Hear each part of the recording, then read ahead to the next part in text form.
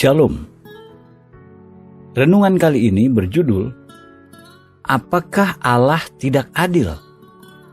Bagian kelima, oleh Evangelis Lokamanya Prawiro. Banyak orang mengklaim bahwa ketidakadilan diakibatkan oleh direstorasinya Israel ke tanah mereka. Bahkan beberapa orang-orang Kristen yang tulus memiliki pandangan sama. Meski demikian, Alkitab empatikal bahwa Allah tidak bisa melakukan ketidakadilan. Dalam Ulangan 32 ayat 3 dan 4, dalam kata-kata penutupnya pada Israel, Musa mendeklarasikan, "Sebab nama Tuhan akan kuserukan, berilah hormat kepada Allah kita, gunung batu, yang pekerjaannya sempurna. Karena segala jalannya adil, Allah yang setia, dengan tiada kecurangan, adil dan benar Dia." Dari sudut pandang duniawi, sulit membedakan pola yang Allah rajut. Sering tampak bercampur aduk dan tidak berarti.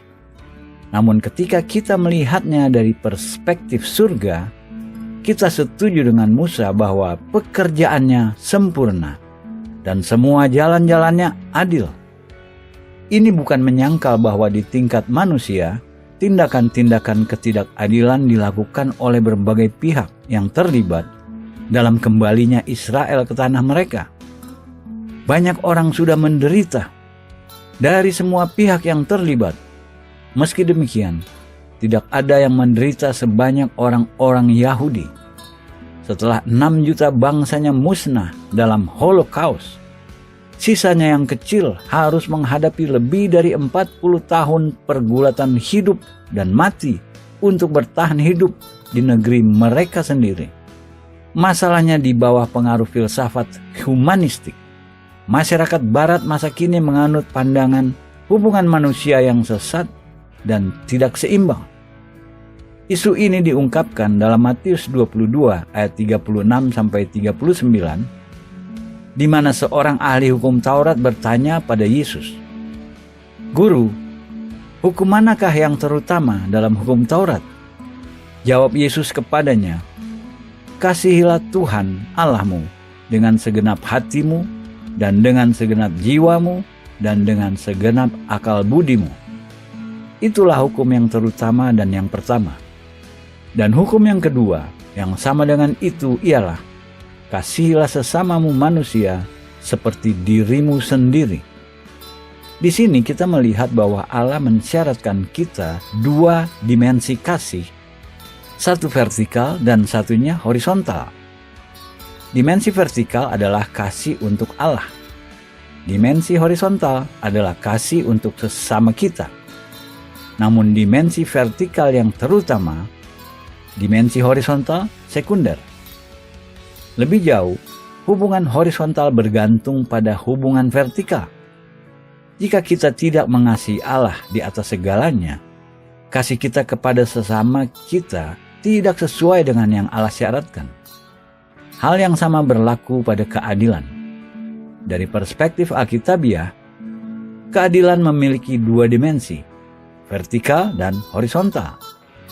Dimensi vertikal mendefinisikan klaim yang Allah sebagai pencipta miliki atas seluruh umat manusia.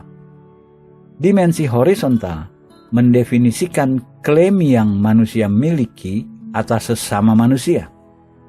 Pendekatan sekuler pada isu-isu Timur Tengah masa kini mengabaikan dimensi keadilan. Sayangnya, banyak orang Kristen dipengaruhi dengan cara berpikir sekuler ini. Meski demikian, keadilan sejati mensyaratkan kita mengakui klaim yang Allah miliki atas semua manusia, dan hanya setelah itu kita mengakui klaim yang kita miliki atas sesama kita atau mereka atas kita. Seperti sudah kita lihat, klaim yang Allah sebagai pencipta miliki atas semua bangsa-bangsa menentukan area-area yang Ia sudah bagi untuk setiap dari mereka diami. Selama manusia menolak mengakui klaim adil Allah ini atas mereka, mereka tidak akan pernah tahu keadilan sejati atau perdamaian sejati. Dalam Kisah Para Rasul 17 ayat 31, berbicara kepada pendengar-pendengar non-Yahudi di Athena, Paulus mendeklarasikan bahwa kebangkitan Yesus dari antara orang mati menandainya sebagai hakim dan pemerintah yang ditetapkan Allah. Kepadanya semua manusia harus memberi tanggung jawab. Karena Ia, Allah, telah menetapkan suatu hari, pada waktu mana Ia dengan adil akan menghakimi dunia oleh seorang yang telah ditentukannya, sesudah Ia memberikan kepada semua orang suatu bukti tentang hal itu dengan membangkitkan Dia dari antara orang mati. Kebangkitan Yesus Kristus satu bukti fakta terbaik sejarah manusia. Karena Allah telah membuktikan, Ia mensyaratkan agar semua manusia menyerahkan diri mereka kepada otoritasnya. Ini dimensi keadilan vertikal utama. Ketika penduduk-penduduk Timur Tengah mengakui klaim Allah dan berserah kepada Yesus, jalan akan dibuka bagi mereka untuk mencapai perdamaian satu sama lain. Negosiasi politik hanya bisa menghasilkan perdamaian superficial sementara. Catatan Holocaust yang memiliki efek besar pada takdir Israel juga mengangkat pertanyaan-pertanyaan penting dalam bidang-bidang lain umat manusia. Jika Allah mengizinkan penderitaan Holocaust dialami orang-orang Yahudi, umat pilihannya, akankah Ia menahan penderitaan yang sama kejamnya dari orang-orang non-Yahudi yang memiliki catatan panjang mempersekusi orang-orang Yahudi? Lagi, jika Allah mengizinkan Holocaust untuk membawa orang-orang Yahudi dari Eropa selaras dengan tujuannya, apakah Ia akan izinkan dialami gereja jika mereka terus menolak memenuhi tujuan yang diungkapkan Allah kepada mereka? Dalam Roma 2, Paulus meringkas urutan di mana Allah berurusan dengan umat manusia. Ia akan membalas setiap orang menurut perbuatannya, yaitu hidup kekal kepada mereka yang dengan tekun berbuat baik, mencari kemuliaan, kehormatan, dan ketidakbinasaan, tetapi murka dan geram kepada mereka yang mencari kepentingan sendiri, yang tidak taat kepada kebenaran, melainkan taat kepada kelaliman. Penderitaan dan kesesakan akan menimpa setiap orang yang hidup yang berbuat jahat, pertama-tama orang Yahudi dan juga orang Yunani. Tetapi kemuliaan, kehormatan, dan damai sejahtera akan diperoleh semua orang yang berbuat baik, pertama-tama orang Yahudi dan juga orang Yunani. Roma 2 ayat 6-10. Allah mengelola berkat dan penghakiman dalam urutan tertentu. Pertama bagi orang Yahudi dan juga bagi orang non-Yahudi. Ia senang mencurahkan berkat dan Ia lambat mengelola penghakiman. Meski demikian, ketidaktaatan terus-menerus akan pada akhirnya memprovokasi penghakimannya. Orang-orang Kristen siap mengaplikasikan prinsip ini bagi orang-orang Yahudi, namun kita perlu bertanya pada diri kita, bagaimana ini berlaku bagi gereja? Kasih Allah bagi gereja seperti kasih-Nya bagi Israel, kekal abadi. Ia memiliki rancangan untuk gereja dengan berkat dan hak istimewa besar. Pada saat ini, meski demikian, sebagian besar gereja tidak berserah atau hidup dalam rancangan Allah. Dalam Matius 28 ayat 19-20 dan Markus 16 ayat 15, Yesus memerintahkan murid-muridnya untuk pergi ke seluruh dunia dan menjadikan murid-murid dari setiap bangsa. Perintah ini tidak pernah dibatalkan, tidak ditujukan pada sebagian kecil gereja, melainkan ditujukan pada seluruh gereja. Ada banyak cara berbeda di mana orang-orang Kristen bisa melakukan peran mereka dalam melaksanakan perintah ini. Namun tanggung jawab keseluruhan harus ditanggung seluruh gereja. Mencakup doa kita, keuangan kita, aktivitas kita, dan setiap prioritas dalam hidup kita.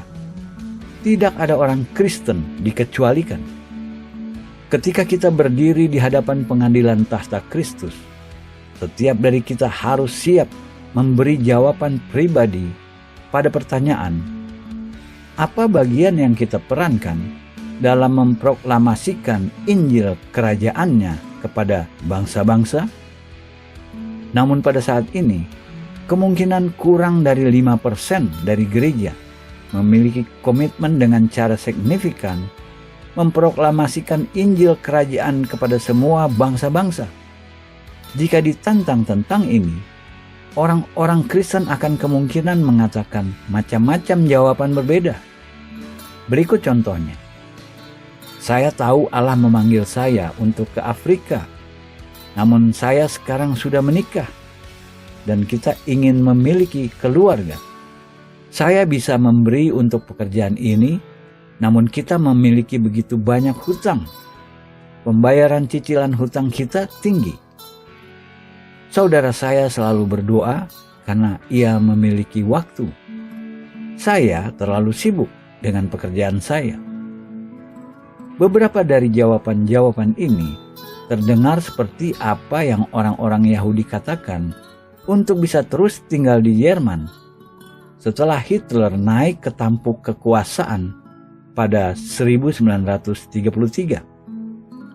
Daya tarik, kenyamanan dan keamanan yang menipu sudah membutakan banyak orang Kristen, seperti banyak orang Yahudi yang dibutakan pada indikasi jelas skema kejam Hitler dan bahkan pada peringatan-peringatan nabi-nabi mereka sendiri. Sebagai contoh, Allah berkata mengenai mereka dalam Yeremia 16 ayat 15-16. Sebab aku akan membawa mereka pulang ke tanah yang telah kuberikan kepada nenek moyang mereka. Sesungguhnya, aku mau menyuruh banyak penangkap ikan. Demikianlah firman Tuhan yang akan menangkap mereka. Sesudah itu, aku mau menyuruh banyak pemburu yang akan memburu mereka dari atas segala gunung dan dari atas segala bukit dan dari celah-celah bukit batu. Semua ini digenapi dengan tepat pada tahun-tahun sesudah 1933. Pertama, Allah menyuruh penangkap ikan orang seperti Zev Jabotinsky, satu dari perintis-perintis awal Yahudi di Palestina yang memperingatkan orang-orang Yahudi di Jerman, tidak ada masa depan bagimu di sini. Kembali ke tanahmu sendiri, sementara pintu-pintu masih terbuka. Tapi pemimpin-pemimpin Yahudi di Jerman meremehkan peringatan-peringatan itu dan terus mengatakan mereka aman dan makmur di sana.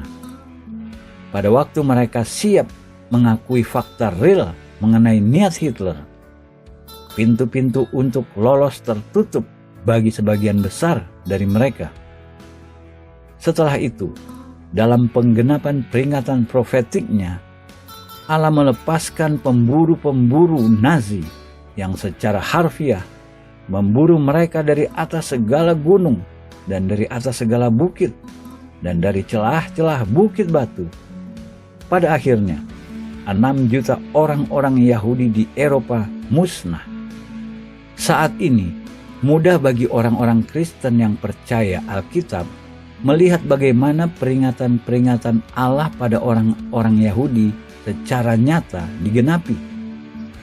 Kita perlu ingat, meski demikian, tidak ada pribadi favorit dengan hak istimewa di hadapan Allah.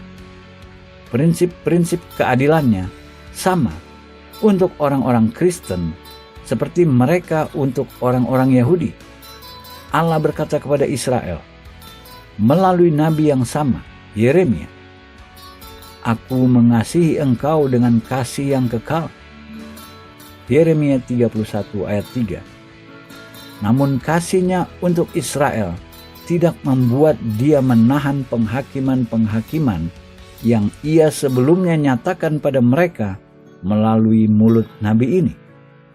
Allah mengasihi gereja juga dengan kasih yang kekal namun kasih-Nya tidak membatalkan perintah-perintah yang Ia sudah berikan dalam perjanjian baru.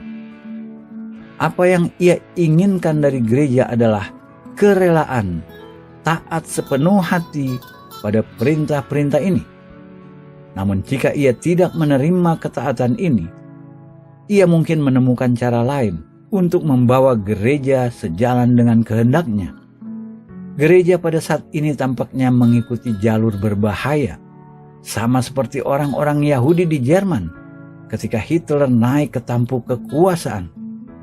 Orang-orang Kristen yang tak terhitung jumlahnya hari ini begitu terjerat khayalan-khayalan, kenyamanan, dan keamanan, sehingga mereka mengabaikan perintah jelas Yesus untuk memberitakan Injil kerajaan-Nya kepada semua bangsa-bangsa.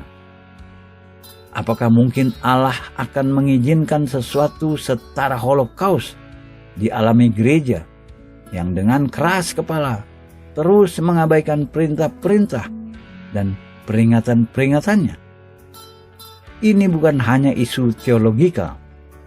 Ini pertanyaan yang sangat real dan mendesak. Kita perlu menjawab. Amin.